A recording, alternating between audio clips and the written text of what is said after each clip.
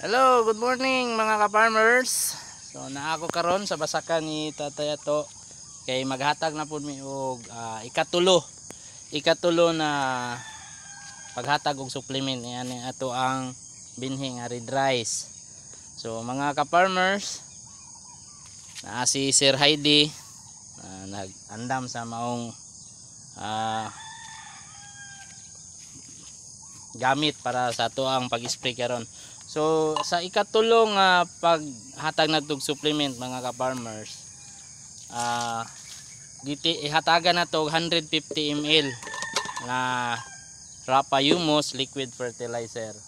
So sa una na tong pagtira, tong first na tong pagtira sa maong similya nga red rice, gatagal na nato ni siya og 50 ml. Tong gagmay pa man to siya. So sa ikaduha na itong pagtira, tagaan na itong 75. Nya karon kay ika 23 na ni kadlaw, dapat gahapon na mong schedule apan nami lahi nga test trial gahapon dito sa Malabog. So karon mi nag-spray ika 23 kadlaw ni siya mga ka-farmers. Tanawa mga ka-farmers oh. Dagko na kayo.